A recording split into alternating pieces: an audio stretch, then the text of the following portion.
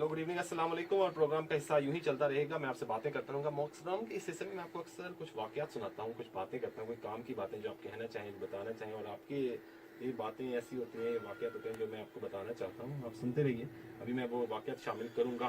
तो प्रोग्राम का सिलसिला यूं ही चलता रहेगा और कोशिश रहेगी कि जो आप कहते हैं उन्हें सुना भी जाए। तो लेकिन आज की स्टोरी का ताल्लुक ये है 22 दिसंबर 1857। 22 दिसंबर 1857 को हिंदुस्तान था, लेकिन उस वक्त एक कैप्टन हडसन यानी बरतानिया ने मुग़ल सल्तनत का 1000 साला सूरज हुमायूं के मकबरे में हमेशा हमेशा के लिए दफन कर दिया। अगर आप दिल्ली में हुमायूं के मकबरे पर जाएं तो आपको इसकी हर दीवार पर तारीख का ये जुमला लिखा मिलेगा कि रियासत जब अपनी रिट खो देती है तो दुश्मन की सफ़े में बगावत फूट पड़ती है। तो स्टोरी कुछ इस तरह है कि जी कैप्टन हडसन मुहिम का इंचार्ज था। आखिरी मुग़ल बादशाह बहादुर शाह ज़फ़र की हुकूमत थी। हिंदुस्तान के अवाम उस वक्त जो कहा जाता है 25 करोड़ लोग थे और उस पर बादशाह की हुकूमत थी। लोग बादशाह का एहतराम करते थे। ये कैप्टन हडसन जानता था रियासत मौजूद थी, इसके वज़ीर मशीर मौजूद थे, मुग़ल सल्तनत का सिक्का भी चल रहा था, मगर रियासत की रिट ख़त्म हो चुकी थी। पुलिस डिसफंक्शनल हो चुकी थी, फौज में जान नहीं थी, मुल्क का जस्टिस सिस्टम आखिरी सांस ले रहा था। लोग अव्वल इंसाफ के लिए अदालत जाते नहीं थे, और अगर मजबूरी में आलम में उन्हें जाना पड़ता तो जज 5-5 10 साल तक के फैसला नहीं दे पाते थे। अगर फैसला हो जाए तो इस पे कोई अमल नहीं करवा पाता था।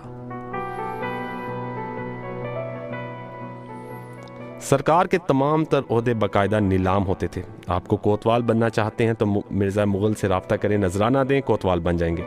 आप मुंशी या मशीर बनना चाहते हैं, आप छोटे शहजादे से मिर्ज़ा खिज़र से मिलें, तलाई सिक्कों की थैली इसके हवाले करें, सरकारी परवाना लेकर दिल्ली के निकल पड़ें, आपको वही ओहदा मिल जाएगा। अगर आप कमज़ोर, मस्कीन, गरीब हैं तो मरना आपका मुकद्दर है। आप गुर्बत, बेरोज़गारी के हाथों मरें या फिर किसी शहजादे या किसी सरकारी एहलकार के तरकी घोड़े के नीचे आके मरें, कुछ भी नहीं हो पाएगा। कैप्टन हडसन जानता था कि रियासत जब इस हद तक कमज़ोर हो जाए तो लाखों की फौज भी मुल्क को नहीं बचा सकती। और 22 दिसंबर 1857 को भी यही हुआ। बादशाह जंग आज़ादी के आखिरी मरले में शहजादों के साथ हुमायूं के मकबरे में पनाह गुज़ीन हो गया। 6000 सिपाही थे जिनके पास असलहा भी मौजूद था, लेकिन बादशाह के अंदर जान बाकी नहीं थी। बादशाह की उम्र 82 साल थी।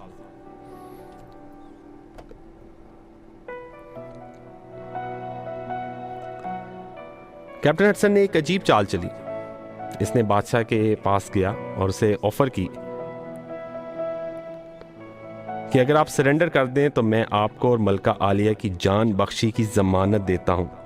मैं बताता चलूं कि उस वक्त बादशाह के पास 6000 सिपाही थे जिनके पास असलहा था, और वो उस पर मरने मारने को तैयार थे, यानी उसके एक हुक्म पे अपने आप की जान निसावर कर सकते थे। और कैप्टन हडसन के पास सिर्फ 100 सिपाही थे, और बादशाह की उम्र उस वक्त 82 साल थी। वो कब्र तक पहुंच चुका था, मगर जिंदगी की हवस ने इसे समझौता करने पर मजबूर कर दिया।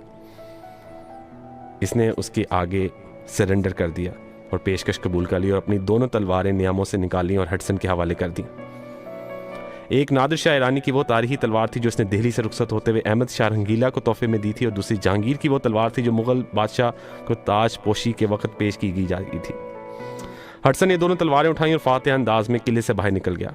बादशाह की तलवारें हडसन के हाथों देखकर 6000 जानिसार और उनके हौसले जमीन पर लग गए। उन्होंने अपना मुस्तकबिल साफ देख लिया। हडसन ने दोनों तलवारें कंपनी सरकार के दफ्तर पहुंचाई, 100 मुकामी सिपाही लिए और दरबार मुगलिया के दफ्तर पहुंचा, और 6000 सिपाहियों को हाँका गया।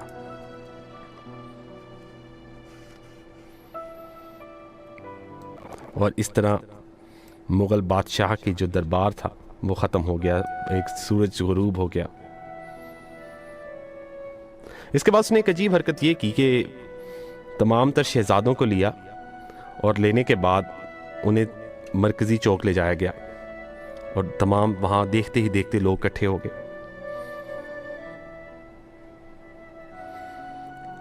इसने तमाशाइयों के सामने, लोगों के सामने तमाम शहजादों को अलिफ नंगा किया और उनको सबके सामने गोली मार दी और इनकी जो लाशें थी उन्हें सड़क पर फेंक दिया। इनकी लाशें कई दिन तक सड़कों पर पड़ी रहीं और कुत्ते और गिद्ध नोच कर इन्हें खाते रहे, मगर दिल्ली शहर में किसी को इनकी नाश उठाने, जनाजा पढ़ने, दफन करने की जुर्रत ना हुई। इसके बाद उसने सरेआम शाही किला आया और मुग़ल सिपाहियों के वो लोग जिन्होंने अपने आप का हथियार न उन्हें सरेआम फांसी दे दी गई। इन बदनसीबों में से सिर्फ वो बच सके जिनके को रस्सी ना मिल सकी या जिनके वो संभाल नहीं सके।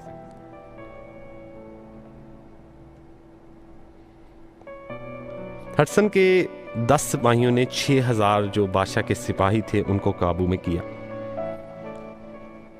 इसने ये साबित किया कि जब रियासत में जान ना हो तो 10 सिपाही शहजादों को 4000 लोगों के सामने नंगा करके गोली मार सकते हैं और किसी को उनका हाथ रोकने की जरूरत नहीं होती। अंग्रेज फौज के 90 सिपाहियों ने दुनिया भर के फातहीन को पैगाम दे दिया कि रियासत में तवा नहीं बची तो 6000 मुसल्लह फौजी भी दुश्मन के 90 फौजियों के सामने हथियार डाल देते हैं।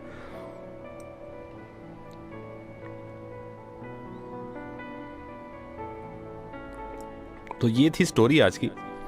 होपफुली आपको अच्छी लगी होगी। मैंने ये सोचा नहीं था कि मैं ये स्टोरी सुनाऊंगा, लेकिन समहाउ मुझे ये स्टोरी ज़्यादा अच्छी लगी कि जब रियासत में रिट बाकी ना रहे, वो कहा जाता है कि जब इंसाफ का मेयार, जब इंसाफ एक रियासत में बाकी ना रहे तो रियासत अपनी रियासत नहीं रहती। एक बड़ा मशहूर कोला है कि किसी ने पूछा कि मुल्क पे हमला होने वाला है तो क्या होगा। बादशाह ने जवाब दिया, क्या हमारे मुल्क का इंसाफ लोगों को इंसाफ मुहैया कर रहा है। कहा गया बिल्कुल इंसाफ मुहैया किया जा रहा है। तो फिर इसने कहा कि फिर परेशान होने की ज़रूरत नहीं, फिर कुछ नहीं हो सकता। जब आप लोगों को इंसाफ मुहैया करें तो वो भी आपके सिपाही होते हैं, और जब अगर आप उनको इंसाफ भी मुहैया ना करें तो वो भी रियासत के दुश्मन बन जाते हैं। तो जस्टिस सिस्टम में बड़ी जान होती है। अगर आप 1857 की जंग आज़ादी का तजिया करें तो इन्हें इसमें दहशतगर्दी खिलाफ जंग सारे नजर आएंगे। तो इसका नतीजा आप क्या निकालें ये आप पे मुनहसर है कि आप क्या सोचते हैं कि इस पे क्या अखज़ किया जाए।